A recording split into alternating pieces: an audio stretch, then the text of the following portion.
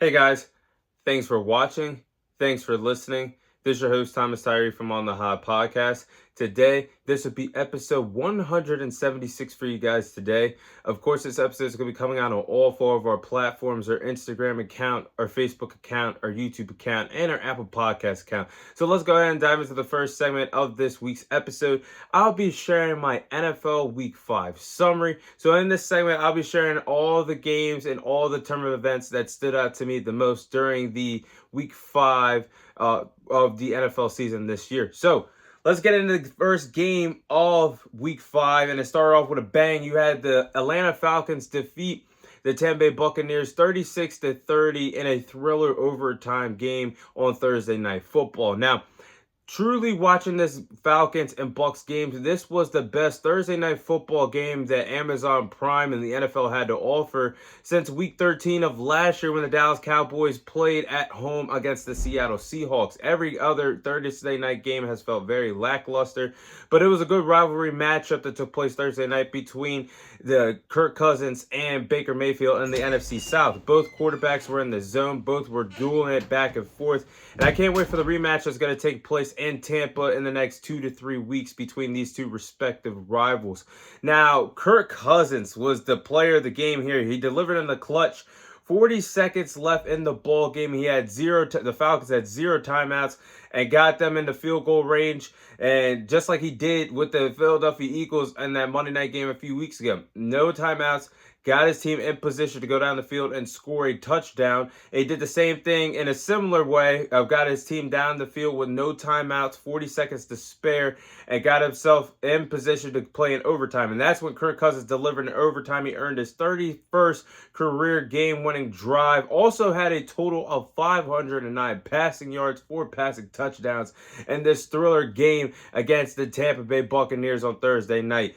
Now, in the next term of events, or actually before we get to the next game, I have an NFL stat for you guys on Sunday.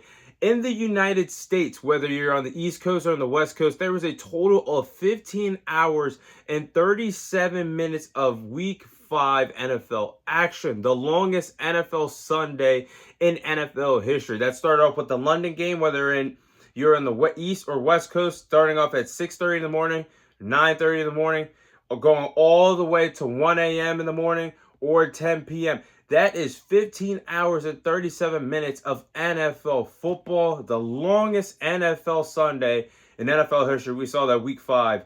Man, that's an insane stat. But let's get into the next game here.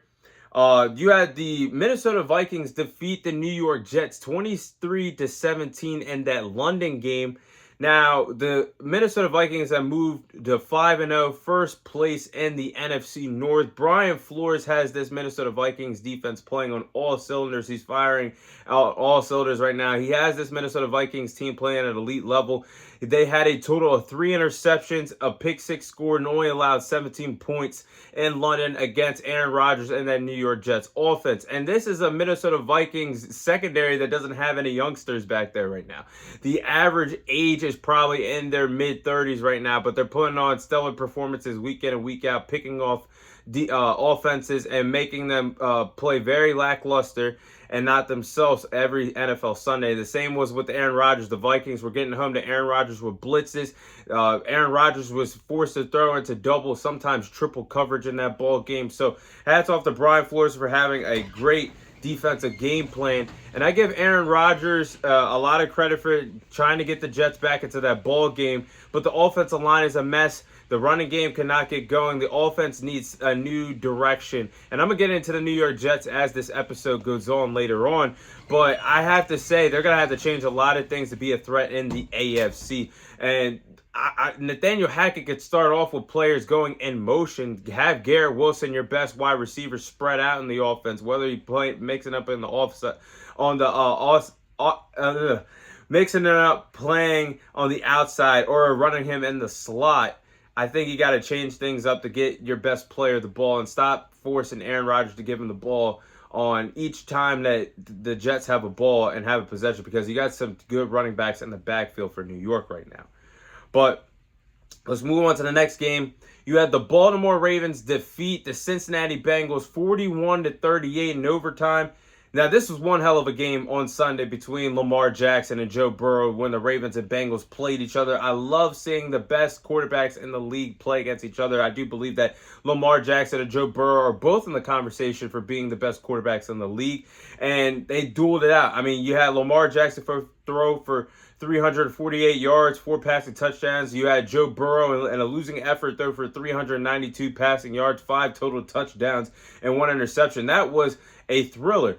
And it was basically the tale of the kickers, the deciding factor of which team won the game and which team lost the game, because you had Justin Tucker had a 56-yard field goal to help them get into the overtime, the Baltimore Ravens. But then you had the bobble field goal cost the Bengals hitting the game-winning field goal in overtime. But man, I think this Baltimore Ravens team has officially woken up after their 0-2 start. They look really good. They're on a 3-game winning streak, now find themselves at 3-2, and they found their identity on offense. Todd Monken finally remembers that he has King Derrick Henry in the backfield. The running game of Lamar Jackson and Derrick Henry is only going to get better as this season goes on. That RPO style is going to be lethal as the season goes on. I think their defense, they got to clean up on their mistakes. I don't think this defense is anywhere close to the level that they played last year when Mike McDonald was their defensive coordinator. But I got to say, they have a lot of potential on the offensive side of the ball. If they could get their pass catchers of Zay Flowers, Isaiah Likely, and finally get Mark Andrews going again at the tight end position, I think this team, the sky's the limit, and they could be an absolute threat once again in the AFC. But I got to say, this sucks, but the Bengals are toast. The Bengals are 1-4. I think it's too much for them to come back into this season. It's too little, too late. And I really had the Bengals as the biggest threat to the Kansas City Chiefs heading into this NFL season. And man, the defense is played ferocious. They just stink on the defensive side of the ball. Joe Burrow throwing for 5 passing touchdowns in a losing effort is insane. He's doing everything he can. The offense is doing everything they can, but the defensive side of the ball is just not there. The pass rush, I should say, is not getting home. The secondary is very weak and vulnerable. And I feel like they're not going to have the chance to catch up to the Baltimore Ravens and the Pittsburgh Steelers, who sit at the top of this division right now at 3-2. So I wouldn't be surprised if the losing continues and they do go ahead and trade away T. Higgins to see what you could get as a trade value, because his contract is up after this NFL season. So we'll see what happens with the Cincinnati Bengals, but I do believe it's all over for them. Now, the next game, well, I should say, the next team I'll cover is the Washington Commanders. They're off to a hot 4-1 start. They have won 4 games in a row for the first time since 2008. They destroyed the Cleveland Browns 34-13 on Sunday. Look, as a Dallas Cowboys fan, I hate to say it, but I'm loving everything I'm seeing from Jayden Daniels so far. Heisman Trophy winner from LSU, 2nd overall pick in the 2024 NFL Draft. This kid is the real deal. He's a special rookie quarterback, having a special rookie season so far. A great dual threat quarterback in the National Football League right now. I have to say, when I think about Jayden Daniels, from what he's shown me in the first 5 games as a sample size, he's going to have a good rookie season to the likes of what Ben Roethlisberger had his rookie season, with the likes of what Dak Prescott had his rookie season, the likes of what C.J. Stroud just had in his rookie season last year. Jayden Daniels is the real deal, guys, ladies and gentlemen, boys and girls. And he's shown me that he can help this Commanders team finally become a good team again. And you can only play, and if anybody's questioning what the Commanders, who they played, you can only play who's on your schedule. I mean, they have beaten the teams of the New York Giants, the Cincinnati Bengals, the Cardinals, the Arizona Cardinals, and now the Cleveland Browns. The combined record of those teams are pretty awful.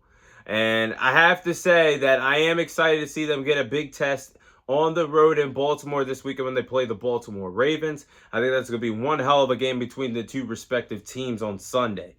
Now, I have to say that with this Browns team, they have no choice but to bench Deshaun Watson. They're on a 3-game losing streak, only averaging 14 points per game in their last 3 games. They got to start Jameis Winston. Jameis Winston is actually firing up this team in the huddle week in and week out, more than their $230 million franchise quarterback of Deshaun Watson is doing for this franchise.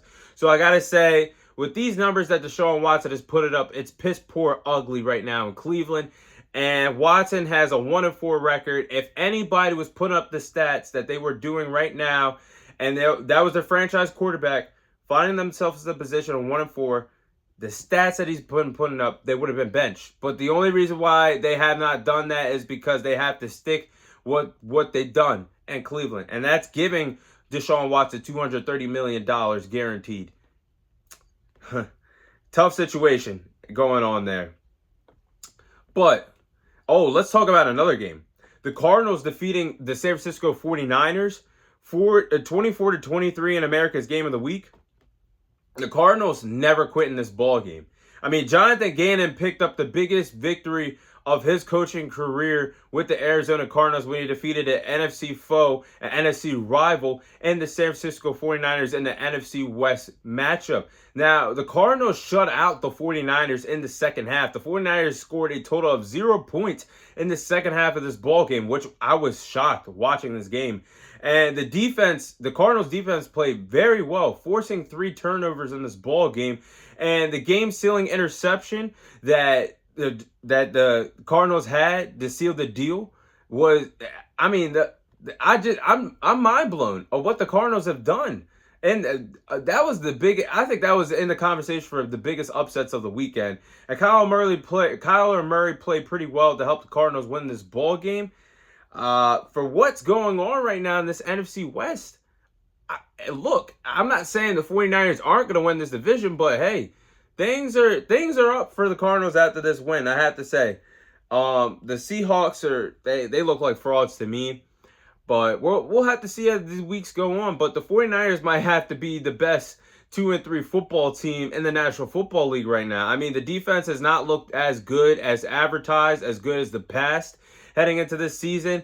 The offense is definitely missing the production of Christian McCaffrey right now. I know Jordan Mason is doing everything he can in the backfield. He's pretty efficient in the backfield, but nobody's going to lace up the shoes and the offensive scheme and the gadget plays that Christian McCaffrey has in Kyle Shanahan's offense, whether it's in the running game, the passing game. It just can't be duplicated in this Kyle Shanahan offense. So I think the production of Christian McCaffrey is definitely being missed right now in San Francisco. And I think that's a reason why they find themselves as 2-3. But the defense has been awful. Not awful, but hasn't played up to par and up to the standards of the the intimidating 49ers defense that we've seen over the last few years in the National Football League. But the last game I'll cover in this segment was the Sunday night game between the Dallas Cowboys and the Pittsburgh Steelers. You had the Dallas Cowboys defeat the Pittsburgh Steelers 20-17 in that thrilling Sunday night football game. Now, this game brought back a rivalry back in the heydays of the National Football League when the Dallas Cowboys and the Pittsburgh Steelers were kicking asses and taking names and winning Super Bowls left and right back in the heydays. But this was a good way to touch back up on the rivalry. This was a fun Sunday night game, a classic rivalry between two teams that do have a lot of Super Bowl history together, that being the Dallas Cowboys and the Pittsburgh Steelers. Now, the second half is when this game really picked up steam and momentum. Cowboys picked up a big road victory on the road against Pittsburgh. No Micah Parsons, no DeMarcus Lawrence, no Brandon Cooks. Basically on our third and fourth string pass rushers, no problem. We pick up a big win against at the time, a 3-1 team in the Pittsburgh Steelers. But I gotta say, things did not go in the way of the Dallas Cowboys or the Pittsburgh Steelers, I should say, because I'll throw in the rain delay. The Cowboys had to overcome adversity for that. Despite Dak Prescott having 2 interceptions and a fumble, basically having 3 turnovers in this ball game, and Dak Prescott and CeeDee Lamb not being on the same page, Dak Prescott still helped the Cowboys win this game. He had a total of 350 passing yards, 2 passing touchdowns, a game-winning drive. Also jumped on that fumble that we lost at the goal line where at safety jumped over the line and made Rico fumble, and Dak Prescott dove on it, and then a few plays later threw the game-winning touchdown to Jalen Tolbert in the fourth quarter. So everything, and the running game finally got going. I mean, Rico had a total of over, I should say, he had over 100 100, I want to say it was like 104 or more rushing yards in that game. Correct me if I'm wrong, but that was one hell of a game, and I'm happy with the win. Now we got to move forward, get healthy, and see where the season moves us moving forward. In terms of the Pittsburgh Steelers, they should stick with Justin Fields. I think Justin Fields gives them the best chance to win. They just got to give this team some damn offensive weapons, because George Pickens was out there running routes and not giving 100% effort on that field. I could tell that watching as a fan at home. And what is there really for him to work with in this offense? And how is Russell Wilson going to give you a better chance to win at this particular point? Justin Fields actually got you to a 3-0 start, and they lost two close games to the Colts and the Cowboys by only 3 points. You might as well keep him in and see what you can ride with, because he gives you your best chance to win, in the locker room's behind him right now. But that is my NFL Week 5 summary.